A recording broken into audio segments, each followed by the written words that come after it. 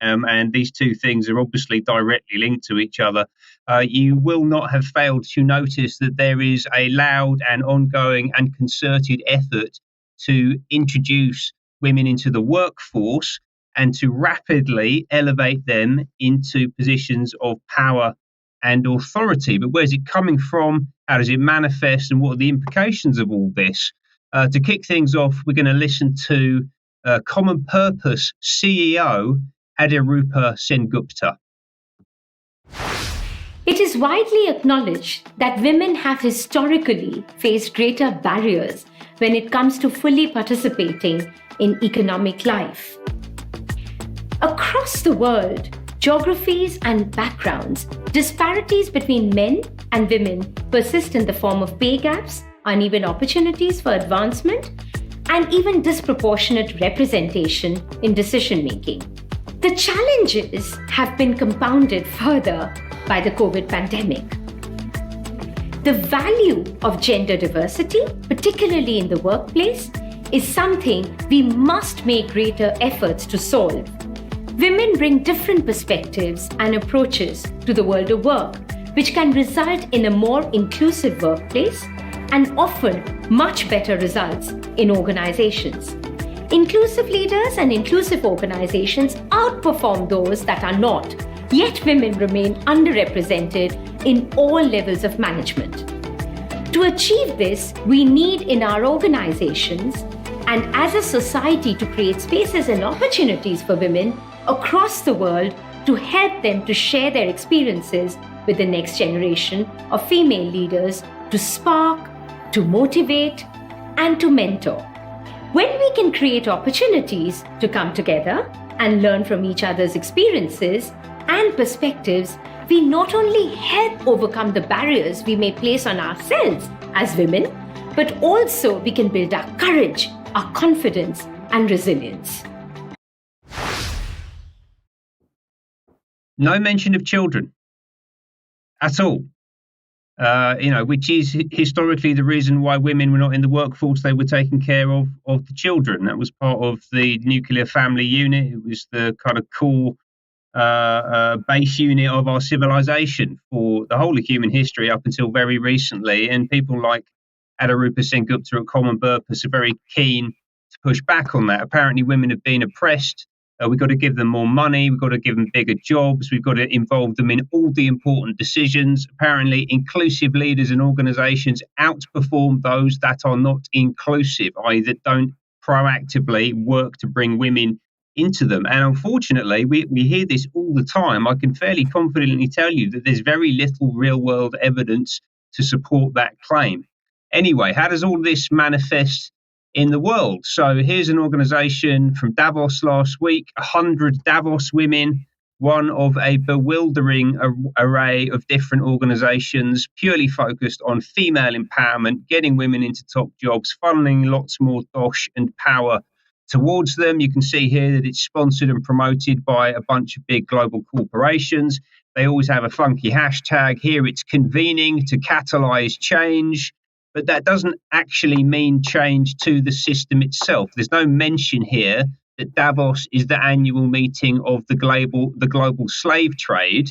Obviously, none of that matters so long as the people running the global slave trade have got the correct genitalia. That's what these people appear to think. There's another example here, the Reykjavík Global Forum, again appearing at Davos last week. You can see a lot of posing, a lot of outfit changes, a lot of expensive sunglasses, a lot of spouting off about how they need to be given more money, bigger jobs, and more power. The hashtag here, power together. Now, the Reykjavík Global Forum is an interesting event. It's a women-only networking event. It's held in Iceland's capital at the end of the year. There was one a couple of months ago. And apparently, the solution to all of these awful male-only spaces is wonderful female-only spaces, right? They're doing the same thing, apparently, but in reverse. Does that make any sense? No. Is it supposed to make sense? I don't think so. And have any of these women even considered that this might be a bit hypocritical? Almost certainly not. And the assumption, again, is going back to this issue around home education and the way that the family unit ultimately has operated very successfully for forever. the assumption is that these spaces in industry or politics or wherever else were male dominated purely because men wanted to accrue power and money for themselves at the expense of women. Right? That's the tacit assumption that sits at the bottom of this worldview, and I think that it is fundamentally cynical, fundamentally inaccurate, and actually incredibly dishonest in the way that it's applied. Now, I heard about the Reykjavík Global Forum, after seeing a post from this lady. This is Jane Geraghty, and at the time she was the global CEO of a company called Landor, which is a big design agency. I actually know a bunch of people who work there. Hi, guys. Now, she talks about 500 mighty female leaders from politics and business. Right, so politics and business, the integration of those two things is fascism, but don't worry, they're ladies, so it's fine. Now, again, they all agreed when they got together that they need to be paid more money, they need to be given bigger jobs. They also talk about gender-based violence, which is very important, but it doesn't have anything to do with those other things that they're talking about. I think it's really just a smokescreen to stop us from being able to criticise them, but I'm just going to have to wade through that one, unfortunately. Now, I want to draw your attention to the quote that we just saw on the right-hand side. This is really important, yeah?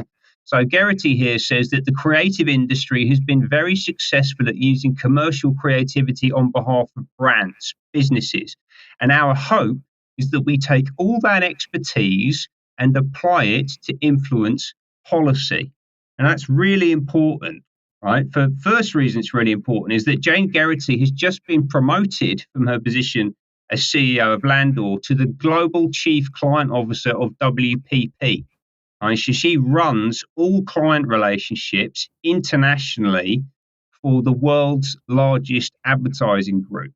Right, so she and others like her in similar positions are actively working to turn these organizations, these huge global communications networks, from commercially focused entities to activist and campaign groups that are designed to change hearts and minds around social and political issues. Right, so these are extraordinarily powerful propaganda machines, basically, largely run by women and largely aligned to the globalist agenda that we talk about so much. And we've talked about it a lot today. We talk about it pretty much every week, right? It defines everything that we do here on the column, pretty much. Now, as well as this, in that post that I just shared, there was a bunch of organizations and individuals linked. I'm going to highlight two. First one is this one, which is the Inter-Parliamentary Union, right? And this is a global organization of parliaments working in 179 countries, and they empower MPs to promote peace, democracy, and the SDGs, right? So in the midst of 500 powerful women from business and politics in Reykjavík, you got that organization promoting the SDGs, joining up global parliaments. That's a bit dodgy, I think. And then the second organization and individual I want to draw your attention to is this company called Varian, and the CEO, Michelle Harrison, who looks really scary, actually. Sorry, Michelle, but you do. And Varian used to be called Kantar Public. Right? And Kantar is a huge market research company owned by WPP. They use it to research public opinion, to test messaging for campaigns. Like, they work across all sectors, and she runs the public sector component of that huge organization. And that business has just been acquired and spun out in a management buyout supported by this group, Trilantic Europe. And this is actually the old Lehman Brothers merchant banking business. And they've supported a management buyout of Varian from WPP. And what they talk about is powering decisions that shape the world. Yeah, and that includes, if you go to their website and you can see this little video, click that video on the right-hand side, it includes creative execution of behavioral change. Yeah. Now, those are their words. My words are, this is basically a large-scale propaganda machine designed to push forward a global agenda backed by some very questionable financial institutions, and all aligned to an agenda being put forward by common purpose. And women fundamentally sit right at the center of it. Thank you, Ben. Now, Debbie, just before we come on to your final segment here, Have you got any thoughts on that? Sorry, Mike, I didn't hear. Sorry. I say, just before we come on to your final segment, have you got any thoughts on Ben's segment there? Yes, I have. I would really like an invitation with some of these women because I have a lot to say about it. Perhaps we can talk about it a bit on Extra because it's fascinating. I have a completely different perspective. Who would have thought? Yes. Okay. Thank you. Now, Debbie, let's